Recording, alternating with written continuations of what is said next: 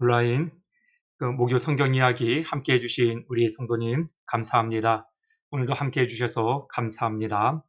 우리 함께 기도드리겠습니다. 참 좋으신 우리 하나님, 우리에게 말씀을 주시고 우리가 본능으로 죄된 삶을 살아가지 아니하고 말씀을 쫓아 진실한 그리스도인으로 살아가 하나님 앞에 영광된 삶을 살아가도록 이끌어 주시니 감사합니다. 오늘도 말씀 앞에 섰사오니 역사적인 교훈을 통하여서 이 시대를 살아가는 그리스도인으로 한 점 부끄러움이 없는 하나님의 뜻을 분별하여 주님의 의를 이루며 살아가도록 이끌어 주시옵소서. 오늘도 친히 성령님께서 우리의 스승이 되어주시고 우리가 마땅히 깨닫고 마음판에 새기고 우리의 삶의 자리에 되새겨 나갈 수 있는 귀한 가르침을 허락하여 주시옵소서. 예수님의 이름으로 기도드립니다. 아멘. 오늘은 왕국과 그 이후 시대, 우리 지난 시간까지 해서 남유다가 586년에 바벨론에 의하여 멸망당했던 사건까지 생각해 보았습니다. 이제 왕국과 그 이후 시대, 포로 귀환 시대 생각해 보겠는데요. 이미 오늘 이 사건으로 해서 지난 시간하고는 일단 70년이 지났다. 70년이 차면 하나님께서 다시금 본국으로 돌아오도록 해 주시겠다. 그러니까 70년이 찬 후에 포로 귀환 시대가 열린 것입니다. 그 시대를 에스라, 느헤미야로 볼 수 있는 것이고요. 왕국과 그 이후 시대, 성경을 큰 틀, 중간 틀, 우리 계속 살펴보았던 두 표입니다. 성경이 왕국과 그 이후 시대, 왕국은 사무엘을 중심으로 해서 솔로몬, 그리고 솔로몬 이후에 남유다 북이스라엘로 나누어지게 되어지죠. 예, 그 역사가 이제 왕상왕하부터 분열왕국 시대 이야기를 소개해주고 있어요. 그 이후 시대라는 것은 에스라, 느헤미야의 시대를 이야기합니다. 하나님께서 백성들이 요구하는 나라를 허락해 주셨어요. 옳기 때문에 허락해 주신 게 아니죠. 그냥 용인해 주신 것이죠. 그런데 하나님을 진정한 왕으로 섬겨야 될 이스라엘 백성들이 하나님을 섬기지 않는 길로 이제 가게 되어지는 겁니다. 여러 하나님께서 심판의 메시지를 주셨지만 듣지 않게 됩니다. 결국 선지자들과 예언자들을 통한 말씀을 거역한 북이스라엘과 남유다는 각각 아수르와 바벨론의 멸망을 당하게 되어집니다. 그 이야기가 에스라에서부터 느헤미야 포로 귀환 시대의 배경을 소개해 주고 있습니다. 단일왕국, 분열왕국. 단일왕국은 다윗 때까지요. 분열왕국은 솔로몬 이후로 이루어지게 되죠. 북이스라엘의 여로보암, 남유다의 르호보암. 계속해서 사실상 죄를 짓게 되어져요. 이제 중간중간에 6월절 절기도 지키고 초막절 절기도 지키려고 했던 선왕들이 많이 일어나기는 했지만 역부족이죠. 죄의 속도가 우상 숭배하고 타락하는 속도가 걷잡을 수 없이 인간의 본능과 욕망을 쫓아 내달리기 때문에 결국은 멸망을 당하게 됩니다. 단일왕국 시대 시편, 아가, 잠언, 전도서, 분열왕국 시대 때 오바냐, 요엘, 호세야, 아모스, 요나, 이쪽 선지자는 북이스라엘 선지자이죠. 북이스라엘을 바라보면서 하나님 말씀을 선포한 선지자들이고, 오바댜와 요엘은 남유다에게 복음을 증거한 선지자입니다. 이사야, 미가 동시대 인물이고요. 나훔, 예레미야, 스바냐, 다니엘, 하박국, 에스겔, 예레미야, 에가, 잔존유다 시대 때 하나님께서 이들을 통해서 어쨌든 돌아오라, 하나님께로 돌아오라 외쳐주시죠. 근데 결국 돌아서지 않습니다. 결국 유다가 멸망되어지게 되고 남유다가 바벨론의 포로로 붙잡혀 가게 됩니다. 포로 귀환 시대 때 오늘 살펴보겠는데요. 학개, 스가랴, 말라기이죠. 에스라는 이 전 과정에 대한 이야기를 담고 있고요. 역대상 하는 에스라를 중심으로 해서 포로로 돌아온 이스라엘 백성들에게 역사 교과서로 다시금 집필되어지는 것이죠. 모세오경으로 보면 신명기 성격이 있어요. 이스라엘 백성들에게 가르치라는 것이죠. 우리가 왜 광야에서 멸망당할 수밖에 없는지, 하나님을 사랑하지 아니하고 말씀에 순종하지 않았다. 그러니까 이 세대에게 부지런히 하나님 말씀을 가르쳐야 된다. 그것이 신명기 6장 쉐마 이스라엘인 것처럼 역대상 하도 왕상왕하는 북이스라엘 이야기들도 많이 있지요. 남유다 이야기도 있지만, 그런데 대상 대하는 같은 시대의 이야기를 담고 있습니다만 남유다 이야기 중심으로 담아요. 어쨌든 교과서는 모범된 사례들을 많이 담아야 되니까 반면교사 성격보다 진면교사적인 내용을 많이 담아야 될 필요성이 있었다. 그래서 다윗 왕가 중심으로 해서 유다 역사를 많이 기록을 합니다. 그 학개, 스가랴, 말라기 이렇게 해서 포로 귀환 시대의 이야기를 살펴보게 될 것입니다. 포로 귀환 시대의 핵심 주제 3차례에 걸친 귀환, 첫 번째 1차 귀환입니다. 여기가 이제 바벨론이 되겠죠. 이제 지금은 이제 바사 제국이 되어진 것이에요. 남유다가 이쪽 지역에 바벨론에 의해서 멸망당하고 잔존 유다도 유다 식구들도 있었고 이쪽 애굽으로 포로로 끌려갔던 예레미야를 유시해서 그런 부류도 일부도 있었고 대부분은 이쪽 바벨론에 끌려갔다가 바벨론이 바사 제국에 점령당하게 되죠. 그래서 바벨론은 없어지고 이제 바벨론 제국 하에서 끌려왔던 유다 민족이 포로 생활을 하고 70년이 찬 겁니다. 그래서 하나님께서 말씀하신 대로 본국으로 돌아가는 일이 이제 진행되어집니다. 그것이 3차에 걸쳐서 귀환을 하게 되어진다. 1차 귀환이 536년에 지도자 수룹바벨 그리고 예수아에 의해서 진행되어지고요. 이 내용이 에스라 1장에서 6장까지 이 내용으로는 귀환, 돌아와서는 성전 재건을 했다 하는 내용을 담고 있습니다. 에스라는 여호와께서 도우셨다라는 뜻을 갖고 있고요. 에스라가 에스라와 역대 상하 느헤미야를 기록하고 편집했을 것이다. 그렇게 이제 보는 견해가 있습니다. 2차 포로 귀환 이후에 기록된 것으로 보여집니다.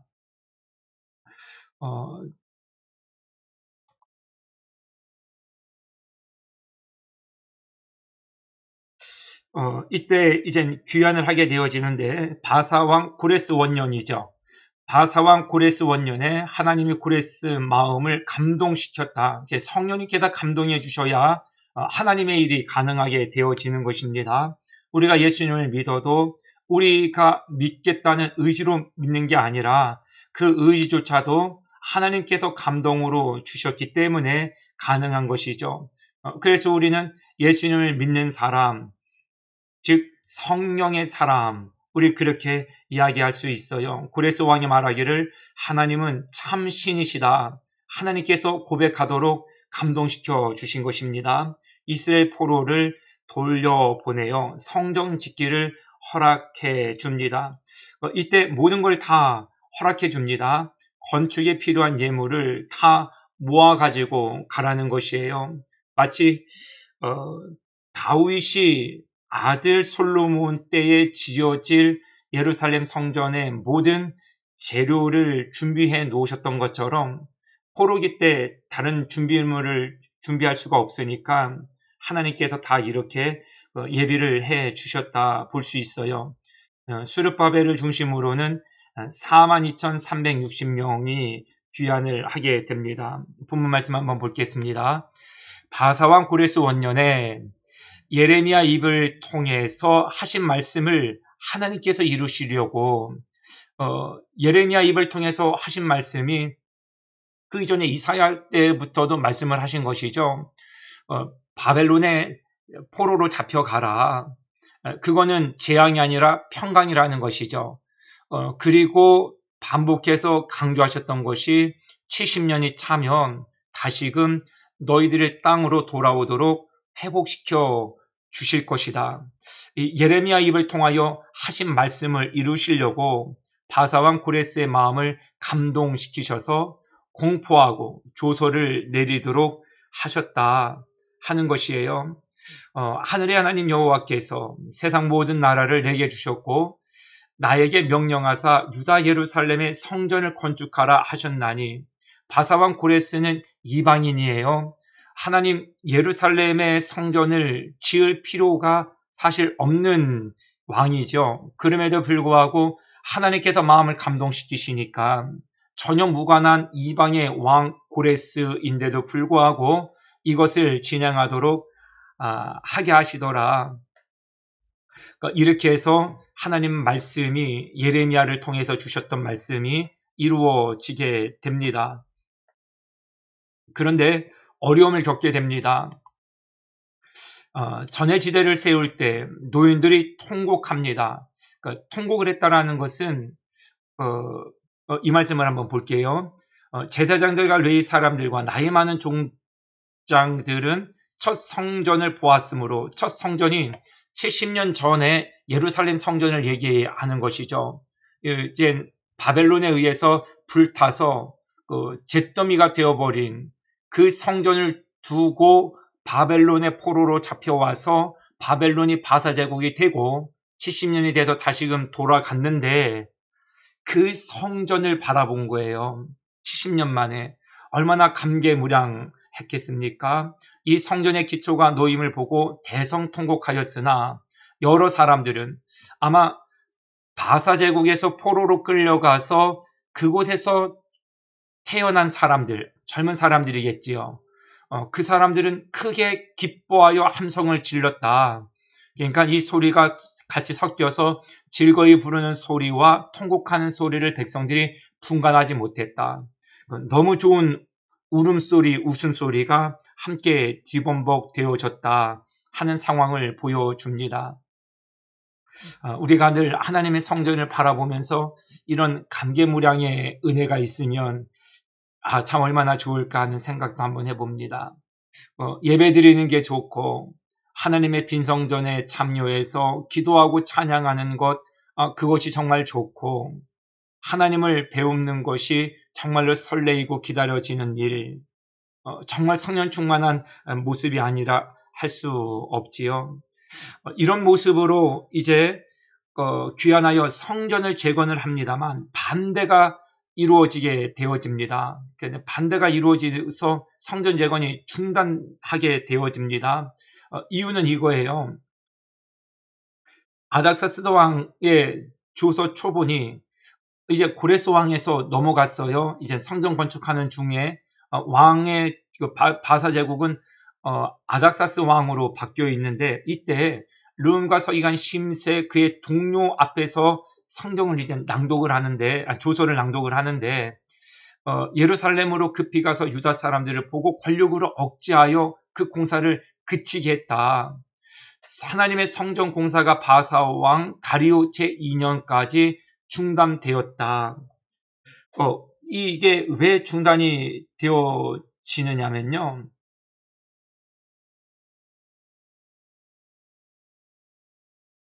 사실 이쪽 이제 바사 제국에서 포로 귀환한 이 사람들은 남유다 사람들이에요. 남유다 사람들이 붙잡혀 갔다가 다시금 귀환하고 북이스라엘 사람들은 이 본국에 주로 머물러 있었거든요.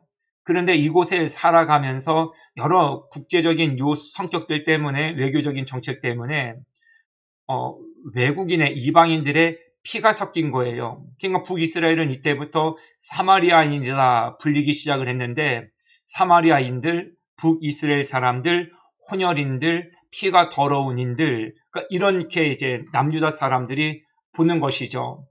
사실 북이스라엘 사람들도 사마리아인으로 불려지는 역사적인 배경이 안고 있고, 어떻게 하다 보니까 혼혈 이방 족속과의 혼혈족이 되어지기는 했지만 여호와 신앙을 갖고 있었던 때였거든요. 그런데 이것을 남유다 출신 포로 귀한 이들이 우린 함께 할 수 없다. 성전을 너희들과 함께 성전 지을 수 없다. 이걸 반대를 한 거예요. 그랬더니 이제 북 사마리아 사람들이 막은 겁니다. 다시 바사 제국에 조서를 보내고 쫓아가서 이들이, 그러니까 스룹바벨이죠, 성전 건축을 완공하고 나면 독립할 것입니다. 바사 제국으로부터, 페르시아 제국으로부터 독립을 선언할 것이 뻔합니다. 성전 건축을 못하도록 해야 합니다. 뭐 또 바사 제국에서 이야기를 들으니 그럴 만한 거예요. 그래서 공사가 멈춰지게 되는 것입니다. 그래서 그것이 한 20년 만에 완공이 되어지게 됩니다. BC 536년에 착공을 했는데요. 516년에 완공되어지니까 20년에 거쳐서 공사가 재개되어진 것이에요. 한번 볼까요? 만일 왕들이나 백성이 명령을 변조하고 손을 들어 예루살렘 하나님의 성전을 헐진대 그곳에 이름을 두신 하나님이 그들을 멸하시기를 원하노라. 나 다리우고 조세를 내렸으니 신속히 행할지니라.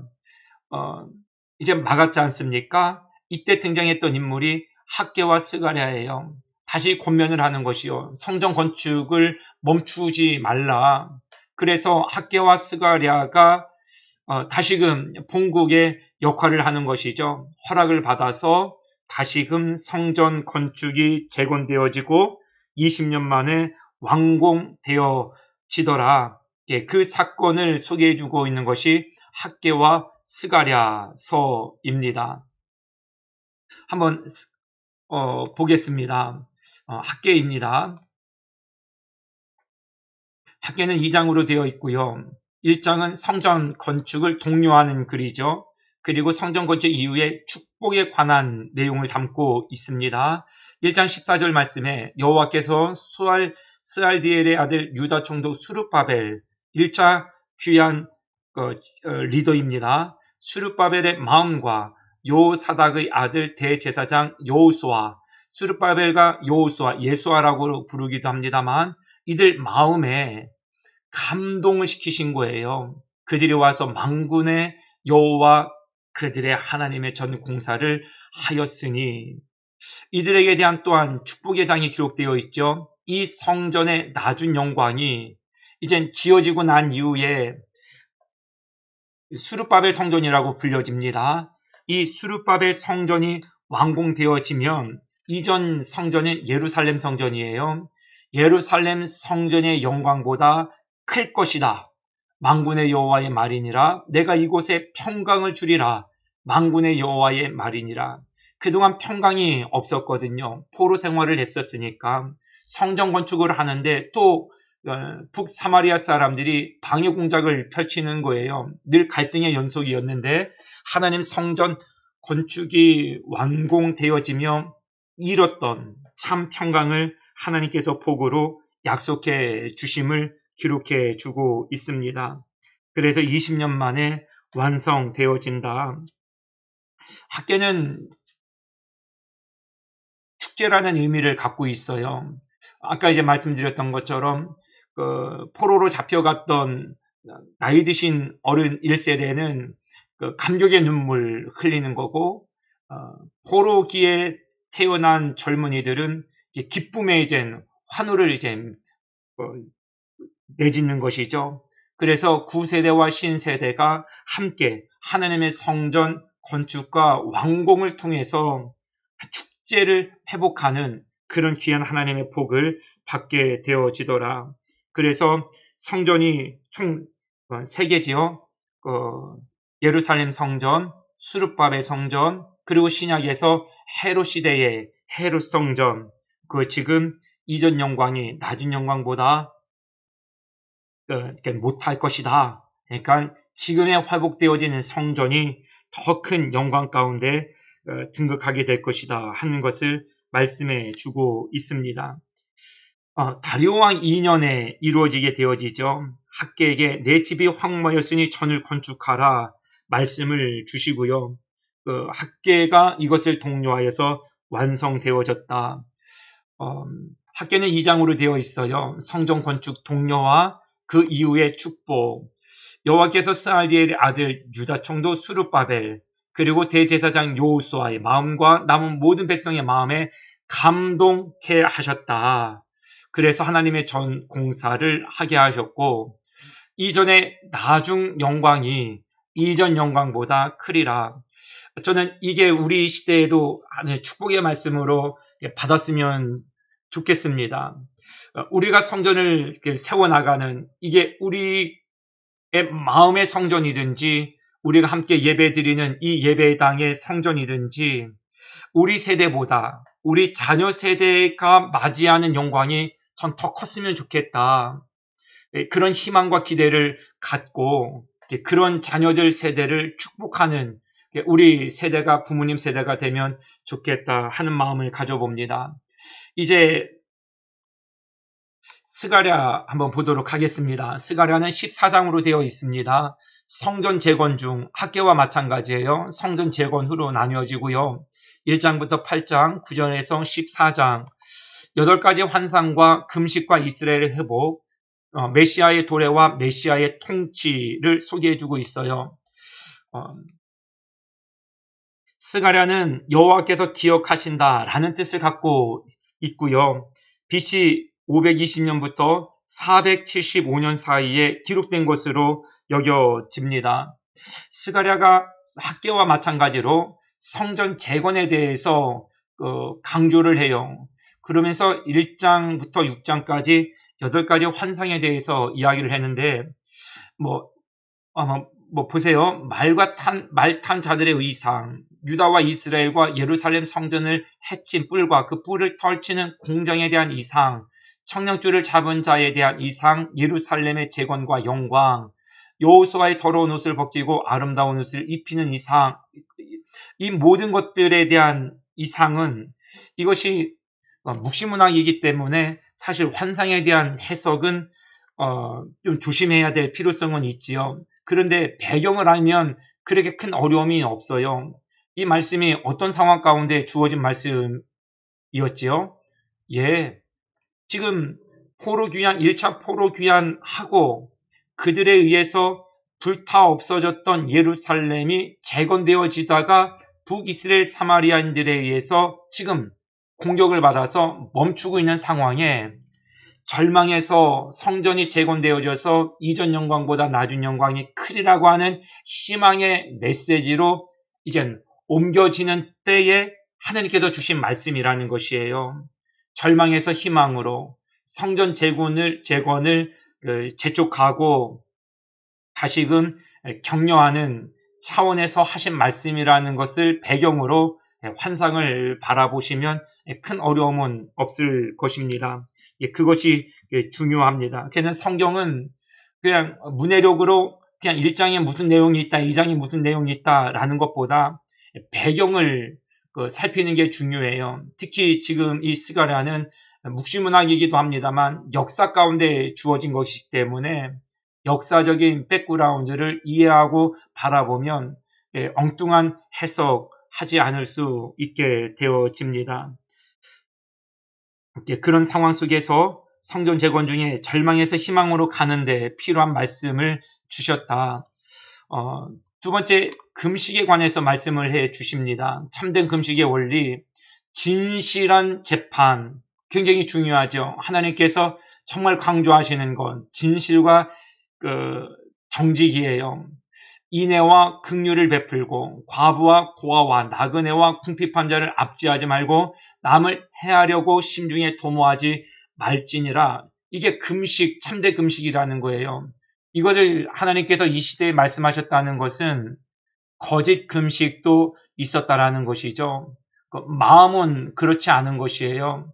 외형과 전통에 의해서만 겉멋에만 어떤 메시지를 담고자 하는 그런 차원에서의 금식 말고 이런 말씀의 원리 하에서 금식을 하는 것. 그래서 하나님은 늘 우리의 마음에 관심이 많으시다라는 것을 우리 늘 염두에 두셔야 돼요. 행위가 무시될 만한 것은 아니에요. 그런데 행위에 마음이 곁들여지지 아니하면 하나님은 마음이 결여된 외적인 것에는 별 관심이 없으시다.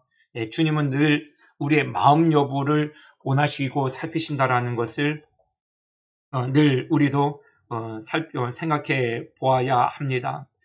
예루살렘 회복을 구원이라고 말씀해도 좋겠고요. 구원에는 반드시 외적인 것과 내적인 것이 있어요.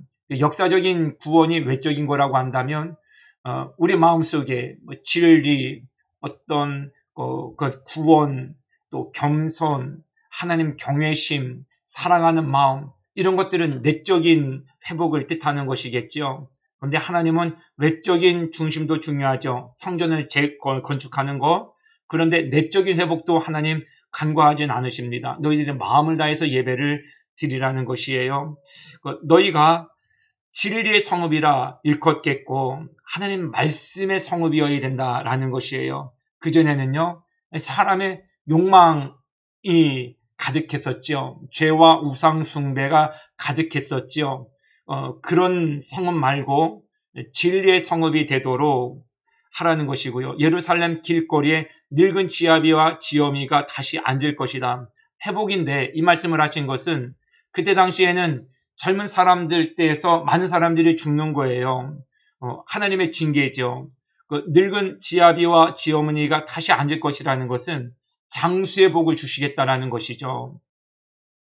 너희는 진실하고 화평한 재판을 하고 거짓 맹세를 좋아하지 말라.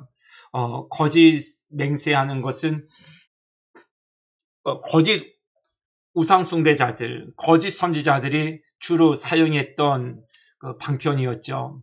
그래서 거짓을 물리치고 진실해야 된다. 메시아의 도래에 관련해서 중요한 것은 공의이죠. 하나님께서 반드시 공의를 세우실 것이다. 그리고 구원을 베푸실 것이다. 겸손하여 나귀를 타고 오실 것이다. 하나님의 나라는 공의로운 나라, 모든 것들이 회복되어지고 구원을 얻는 나라 될 것이다 하는 것을 말씀해 주고 있습니다. 은총이라는 막대기와 연합이라는 막대기를 통하여서 하나님 심판하실 것임도 말씀해 주고 있습니다. 이제 주님께서 이제 오시면 어떤 통치가 이루어지느냐? 그날에 여호와께서 오시면, 예수님께서 오시면 죄와 더러움을 씻는 셈이 열리리라. 그러니까 우리의 문제는 이것이죠. 죄로 더럽혀졌다라는 것입니다. 마음도 더럽혀지고 우리의 양심도 더럽혀지고 주님께서 그것을 회복시키시고 구원하실 것이다. 그래서 주님의 나라는 죄가 없는 나라를 말씀하시는 것이죠. 하나님의 다스리는 나라, 죄를 물리치고 하나님의 공의와 정직이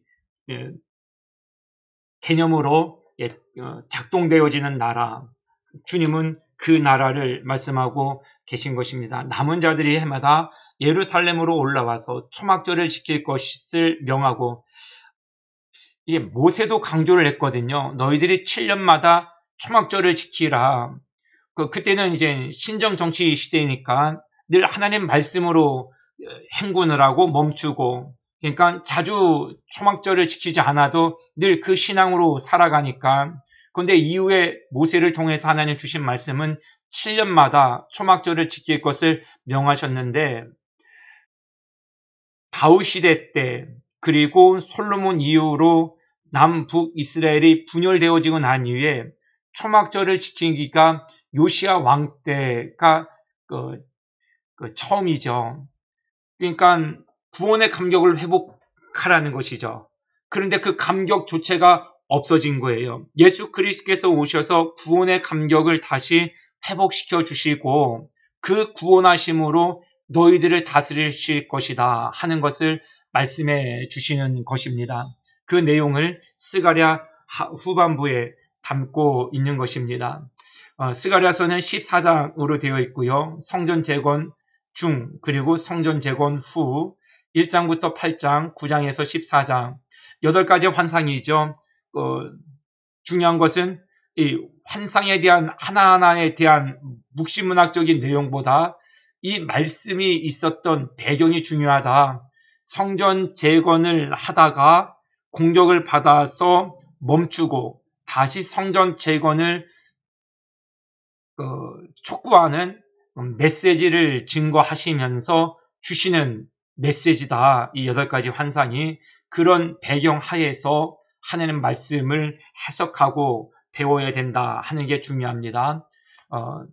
참된 금식을 말씀해 주시고 회복을 말씀해 주셨고요. 메시아의 도래와 통치 1장부터 6장 내용이고요. 7장에서 8장, 9장에서 11장 메시아의 통치 이야기는 12장에서 14장 말씀.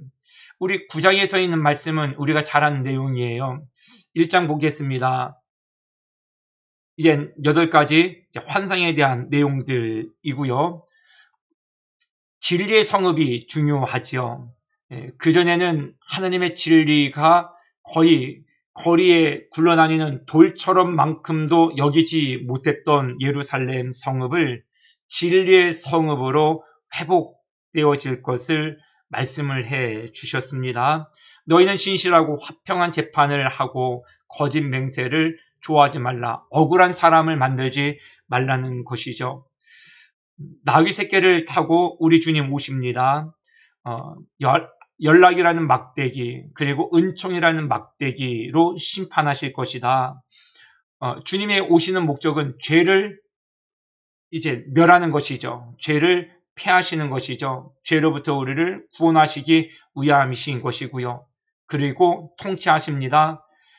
초막절을 지킬 것을 말씀해 주셨습니다. 오늘 여기까지 살펴보았습니다. 그러니까 1차 포로귀환 시대를 생각해 보았고요. 에스라, 학개, 스가랴 1차 귀환 지도자는 스룹바벨과 예수와 돌아와서 성전 재건하던 중에 북사마리아인들의 반대로 멈췄다가 학개와 스가랴 선지자의 촉구에 의해서 20년 만에 완공되어지는 상황, 그런 내용들을 오늘 함께 살펴보았습니다. 오늘 여기까지 살펴보았습니다. 오늘도 함께 해주셔서 감사합니다. 날씨가 많이 추워지네요. 건강하시고 감기 조심하시고 우리 다음 주에 건강한 모습으로 다시 뵙겠습니다. 감사합니다.